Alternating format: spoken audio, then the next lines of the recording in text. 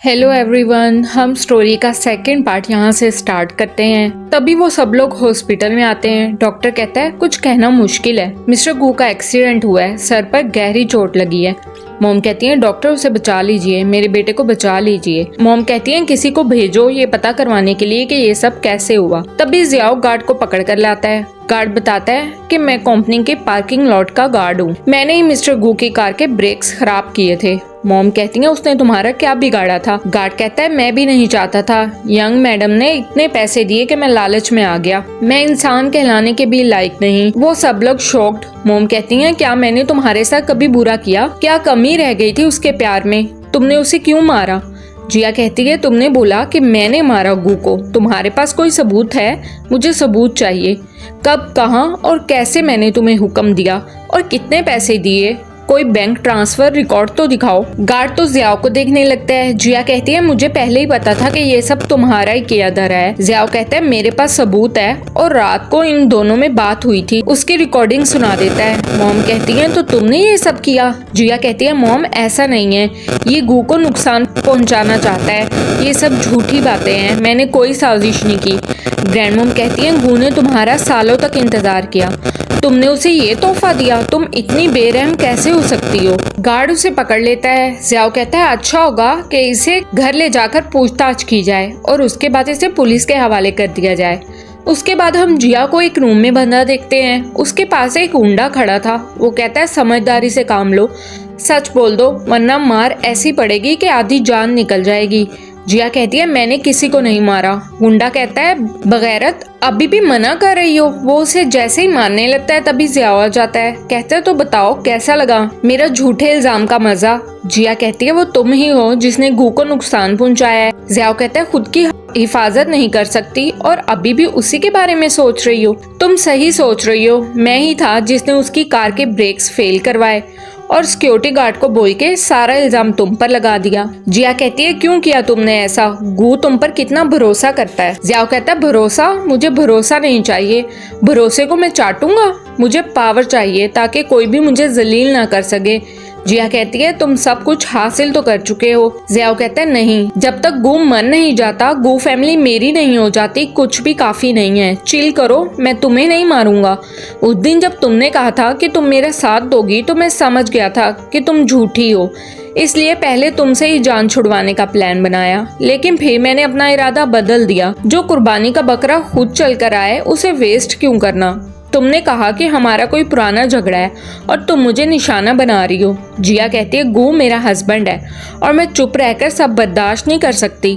Xiao कहता है कितनी अफसोस की बात है ना, गू को इतनी जल्दी मरना नहीं चाहिए था, मगर तुम्हें तो हर बात में टांग अड़ानी है। लेकिन ऊपर वाला तो सब देख रहा है और देखो तुम यहाँ हो जो तुम उसे मारने पे उतर आए। मॉम तो उसे जोर का चांटा लगा देती हैं, कहती हैं तुम तो आस्तीन के सांप निकले।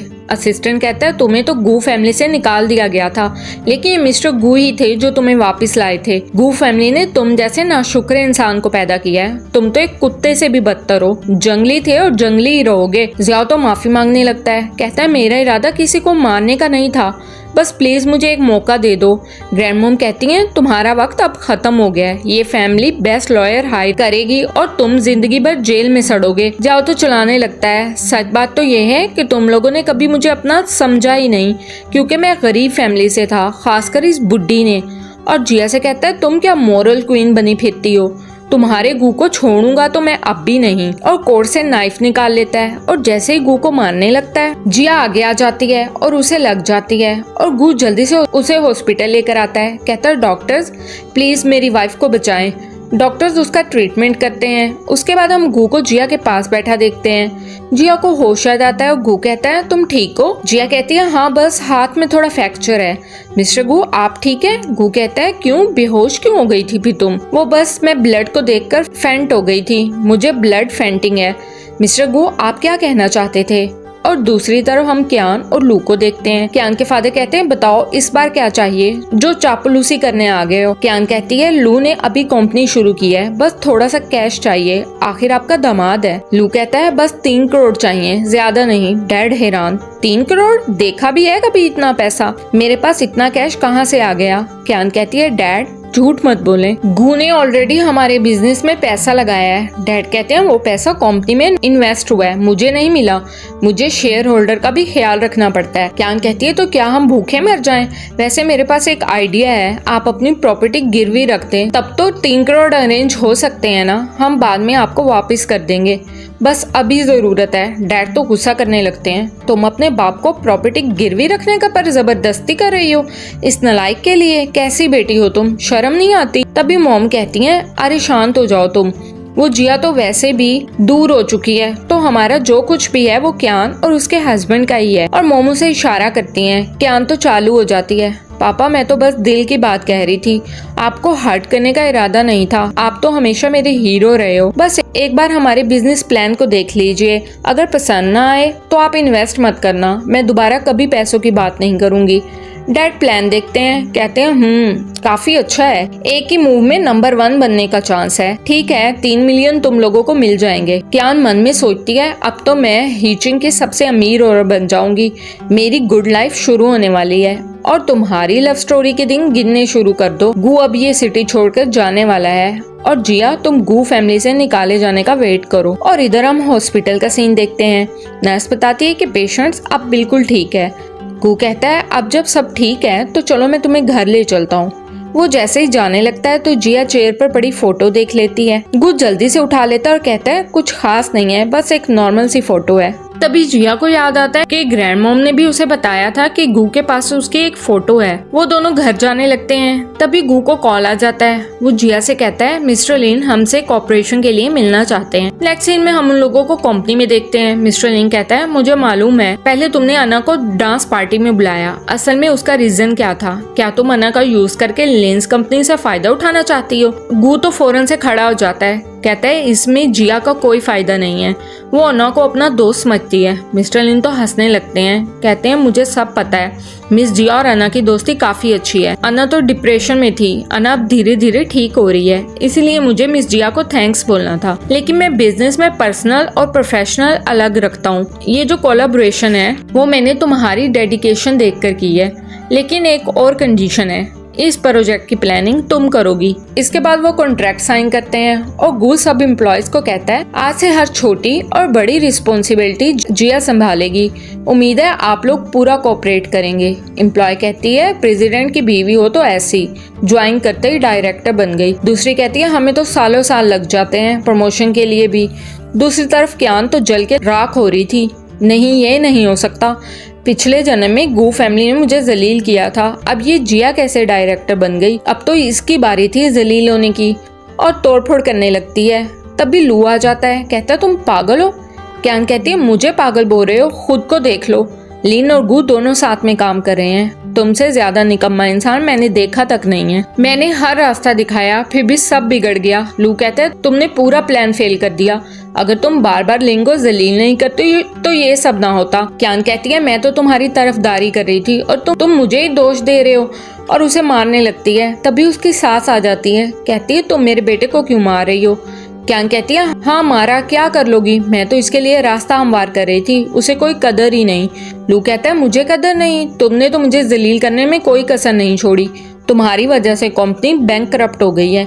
उसकी सास भी उसे बुरा कहने लगती हैं। क्यान कहती है तुम दोनों मुझे डांट रहे हो, रुको मैं सब कुछ अपनी मॉम को बताऊंगी। वो अपनी मॉम को सब बताने लगती है और कहती है मैं अब नहीं रहना चाहती उसके साथ, मुझे डाइवोर्स चाहिए। मॉम कहती है हस्बैंड हद हो गई, अब आपको ये मामला संभालना होगा।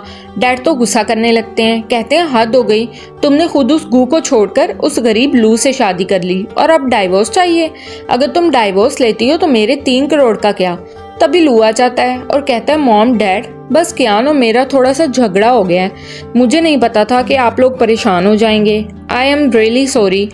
उसकी सास कहती है ये तो घर की बात है, हम तो कभी इससे तेज आवाज में बात तक नहीं करते। लू कहता है हाँ हाँ मेरी ही गलती है। क्यान कहती है डैड ये झूठ बोल रहा है। मॉम कहती है शादीशुदा लोगों के बीच झगड़े होते रहते हैं, कोई बड़ी बात नहीं है। लू कहता है प्लीज इस बार माफ कर दो। क्यान कहती है ठीक है लेकिन दोबारा ऐसा ना हो। और उसकी सास मन में सोच रही थी घर चल फिर बताते हैं तुझे। और फिर हम देखते हैं जिया लू के पास आती है और कहती है मेरे पास पैसे खत्म है, कुछ पैसे ट्रांसफर कर दो। लू कहते हैं मेरी कंपनी मुश्किल से चल रही है और तेरे लिए पैसे कहाँ से लाऊं? घर जाके अपने माँ बाप से मांग ले। क्यान कहती है तुम में जरा से भी शर्म नहीं है। मेरे डैड ने अभी हाल ही में तुम्हारे बिजनेस में 3 करोड़ इन्वेस्ट किए हैं और तुम मुझे बोल रहे हो कि फिर से मांगू।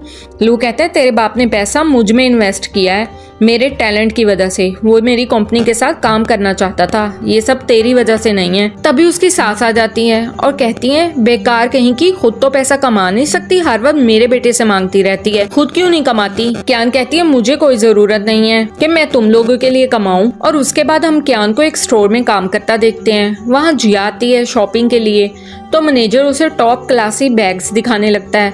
क्यान कहती है इसे मत दिखाओ, इतना महंगा इसके बस का नहीं है। मैनेजर कहता है ये क्या बकवास है, गेस्ट को ऑफेंड मत करो। क्यान कहती है कैसी गेस्ट? एक ऐसी औरत जो सिर्फ आदमियों के पैसों पर चलती है, बस गू के मरने का वेट है। वैसे भी गू फैमिली से जल्द निकाल देगी, हमारे ब्रांड का लेवल तो गिर जाएगा अगर ऐसे लोग यहाँ दिख गए तो। जिया कहती है लगता है तुम खुद इस ब्रांड की मालिक हो। क्यान कहती है तुझे क्या पता, मैं तो घर पे बोर हो रही थी, सोचा कुछ काम कर लूं और तुम खड़े क्या हो, इसे यहाँ से निकालो। और तभी मैनेजर सोचता है लगता है ये एक दूसरे को जानती हैं शायद, क्यान जो कह रही है वो सच ही है। और जिया से कहता है प्लीज आप यहाँ से चली जाएं, आप हमारे बिजनेस को अफेक्ट कर रही हैं। तभी जिया अपना कार्ड फेंकती है और कहती है ये सारा ट्रांजैक्शन क्यान के नाम पे डाल दो, आखिर इतने सालों का रिलेशनशिप है, थोड़ा तो इसका ख्याल रखना चाहिए। और क्यान सोचती है ये तो कमाल ही हो गया, इस बोनस से पूरा महीना एसी में बैठूंगी, लू के तानों से तो बच ही जाऊंगी। स्टाफ कहती है जैसे आप कहें। By the way in shoes का क्या करना है? जिया कहती है सब कुछ रिटर्न कर दो। क्यान कहती है तुम क्या कर रही हो, मुझे इतनी भारी रकम अदा करना पड़ेगी। समझ गई, तुम तो शुरू से ही मेरे साथ गेम खेल रही हो। जिया जाने लगती है तो क्यान पीछे से उसे कुछ मारती है जो गू को लग जाता है। जिया कहती है मिस्टर गू आप ठीक है? मिस्टर गू को देखकर मैनेजर क्यान को स्टोर से निकाल देता है। क्यान कहती है ये मत समझना कि तुम जीत गई। नेक्स्ट सीन में जिया गू की बैंडेज करती है और कहती है ध्यान रखना, कुछ दिन तक गिला मत करना। और कहती है मैं अब रेस्ट करना चाहती हूँ, तुम भी आराम करो। और जाने लगती है। तभी फौरन से वापिस आती है और कहती है मिस्टर गू ये डोर खुल क्यों नहीं रहा? गू कहता है लगता है लॉक खराब हो गया, आज रात यहीं पर रुक जाओ। जिया कहती है एक लड़का और लड़की एक रूम में अच्छा नहीं लगता। गू उसके करीब आकर कहता है हम मैरिड हैं और उसके करीब जाने लगता है। जिया उसे धक्का दे देती है और कहती है मुझे आपसे कुछ पूछना है, हॉस्पिटल में जो फोटो था क्या वो तुम्हारे लिए इतना इम्पोर्टेंट था? गू कहता है हाँ ये वो है जिसे मैं कई सालों से पसंद करता हूँ। जिया कहती है क्या उसे पता है? गू कहता है हाँ शायद नहीं, लेकिन मैं कोशिश कर रहा हूँ उसके करीब जाने की, वो मेरी जिंदगी की रोशनी है। जिया सोचती है तो फिर मैं क्या हूँ, क्या मैं एक खिलौना हूँ? खुश हो तो खेल लिया और जब मूड ना हो तो फेंक दिया। और वहाँ से चली जाती है। गू कहता है तुम्हें क्या हुआ? जिया कहती है कुछ नहीं, आज रात तुम फ्लोर पर सोओगे। गू सोचता है अरे यार क्या ये फिर से नाराज हो गई। नेक्स्ट सीन में हम उन दोनों को ऑफिस में देखते हैं। गू कहता है क्या तुम लंच पे फ्री हो, मैं तुम्हें ट्रीट देना चाहता हूँ। जिया कहती है सॉरी लंच पे एक पार्टनर के साथ मीटिंग है। और कहती है मेरा सजेशन है कि अपनी प्राइवेट लाइफ को ऑफिस से दूर रखें और आज के बाद मुझे मिसिस गू कहकर मत बुलाइएगा, मैं सिर्फ मिस जिया हूँ। और फिर जिया आराम से बैठी होती है। तभी असिस्टेंट गू को लेकर आ जाता है और नाटक करने लगता है। जिया कहती है किसने मिस्टर गू को इतनी ड्रिंक पिलाई, अब मुझे ही संभालना पड़ेगा। वो जिया का हाथ पकड़ने लगता है। जिया सोचती है अगर पी हुई होती तो स्मेल तो आती, ड्रामा कर रहा है। और कहती है हम डाइवोर्स ले लेते हैं। गू तो एकदम से उठकर बैठ जाता है। जिया कहती है हमारे बीच कुछ इमोशनल कनेक्शन ही नहीं है, ऐसे लटके रहने से बेहतर है कि हम डाइवोर्स ही ले लें। कल सुबह तक मैं चली जाऊंगी, पेपर साइन कर देना। नेक्स्ट सीन में हम लू और क्यान को बार में देखते हैं एक बिजनेस डील के लिए। लू कहता है सर हमें ये मौका देने के लिए बहुत बहुत शुक्रिया। मिस्टर वांग कहता है रिलैक्स मिस्टर लू, अभी तो सिर्फ बात कर रहे हैं, चूज करना या ना करना अभी डिसाइड नहीं हुआ। और वो लिफंगा तो क्यान को ही ताड़ने में लगा था। लू कहता है सर एक बार हमारा प्रपोजल देख लें। वो कहता है मैंने कहा ना टेंशन मत लो, तुम बस कोई अच्छा सा गाना सुनाओ। और जिया सोचती है ये लोग ठीक नहीं है, दिख रहा है। लू उससे कॉन्ट्रैक्ट के बारे में पूछता है। मिस्टर वांग कहता है तुम्हारा प्लान तो टोटल फ्लॉप है और वैसे भी गू ने मुझे भी ऑफर दिया है, मैं तुम्हें क्यों चुनूं? लू तो मिन्नतें करने लगता है। मिस्टर वांग बस एक चांस दे दे ऊपर जाने का, आप समझ रहे हैं ना? मिस्टर वांग कहता है ठीक है लेकिन मेरी कुछ शर्तें हैं। लू कहता है आप जो भी बोलेंगे मैं करूंगा। मिस्टर वांग कहता है तुम्हारी इतनी खूबसूरत बीवी है, मुझे थोड़ी जलन हो रही है। तभी वहाँ बैठा पर्सन उसे ड्रिंक में ड्रग मिला कर देता है। क्यान आइस लेकर आती है तो लू उसे ड्रिंक देता है और कहता है मिस्टर वांग ने हाँ कर दिया है, मिस्टर वांग को टोस्ट करो। क्यान उसे थैंक्स बोलकर ड्रिंक पी लेती है। तभी उसे चक्कर आने लगते हैं और वो वहीं गिर जाती है। और यहाँ पर लू कॉन्ट्रैक्ट मिलने पर बहुत खुश हो रहा था। तभी क्यान आ जाती है और कहती है मैं तुझे मार डालूंगी, तूने मुझे ड्रग दिया और उन बूढ़े लोगों के हवाले कर दिया। लू कहता है अब जब सब पता चल ही गया है तो डाइवोर्स ले लेते हैं, तुम अब वैसे भी मेरे किसी काम की नहीं हो। और उसे बालों से पकड़ के घसीटने लगता है। क्यान कहती है मैं नहीं जाऊंगी, मैं तुझे मार डालूंगी। लू कहता है ठीक है मत जाओ, बस मेरे क्लाइंट्स को खुश करती रहो। और उसके बाद हम क्यान को बाहर रोड पर देखते हैं। लोग तो उसे भिखारी समझकर पैसे देने लगते हैं। तभी वहाँ पर उसे जिया देख लेती है। वो उसकी तरफ जाती लेकिन तभी वहाँ पर गु आ जाता है बुके लेकर और कहता है हैप्पी बर्थडे। जिया कहती है तुमने तो कहा था कि मीटिंग है। गु कहता है मीटिंग वाली बात झूठ थी। जिया कहती है ये सब क्या है जब तुम्हारे दिल में कोई और है। गु उसे बुके देता है और कहता है कोई और नहीं है अहमक, तुम हो वो लड़की, तुम ही मेरे दिल में सालों से छुपी हुई हो। गु कहता है मुझसे गलती हो गई, क्लियर नहीं किया, वो फोटो तुम्हारी है स्कूल टाइम की, मैंने चुपके से ली थी। जिया तो बहुत खुश होती है। गु कहता है चलो अंदर चलते हैं। और यहाँ पर क्यान पीछे से आकर उसके सर में डंडा मार देती है और उसे किडनैप कर लेती है। जिया को होश आता है तो वो कहती है तुम क्या चाहती हो। क्यान कहती है मुझे तुझसे बदला लेना है, दोनों जिंदगियों में तू मुझसे बेहतर कैसे है, तू भी रीबोर्न हुई है, तू सब जानती थी ना कि लू एक जानवर है, उसने मुझे चीट किया, मेरा सब पैसा लूट लिया, लोगों से मार खिलवाई और तू चुप रही। जिया कहती है तू बस दूसरों पे ही दोष डालती है, पहली जिंदगी थी या दूसरी, डिसीजन तेरा ही था। क्यान तो नाइफ ले लेती है, कहती है चलो फिर से शुरू करते हैं। और जिया तो उसे लात मार कर गिरा देती है। तभी गु आ जाता है, वो जिया को बचा लेता है और क्यान को पुलिस के हवाले कर देता है। और इधर लू जिंग कंपनी पर कब्जा कर लेता है। तभी जिया आ जाती है और कहती है क्या भूल गए मेरे पास जिंग ग्रुप के 30% शेयर्स हैं। लू कहता है तो इसमें क्या, मेरे पास 40% है, मेरी बीवी ने बोला है जिंग ग्रुप के शेयर्स हम 3 गुना प्राइस पे वापस खरीद रहे हैं। असिस्टेंट कहता है अगर आप बेचना चाहते हैं तो अभी रकम अदा करें। गु कहता है अगर तुमने ऐसा नहीं किया तो जो तुम्हारे पास शेयर्स हैं वो कूड़ा बन जाएंगे। लू तो इधर मिस्टर वांग के पास आता है। वांग कहता है ओह तुम हो, मैं समझा कोई भिखारी है। लू कहता है मिस्टर वांग आप मेरी आखिरी उम्मीद हो। वांग कहता है हो गया तेरा नाटक, और अपने गार्ड से अच्छे से उसकी धुलाई करवाता है। वहाँ पर जिया भी आ जाती है और कहती है तेरे साथ तो बहुत अच्छा हुआ, तुझ जैसा शख्स जो औरतों को मोहरा बनाता है उसके साथ ऐसा ही होना चाहिए था। और उसके बाद हम जिया और मिस्टर गु को साथ में देखते हैं। मिस्टर गु उसे नी डाउन होकर प्रपोज करता है और उसे रिंग पहनाता है। और इस तरह हमारे ड्रामे की हैप्पी एंडिंग हो जाती है। आपको मेरा ड्रामा एक्सप्लेन करना कैसा लगा कमेंट्स में जरूर बताइएगा।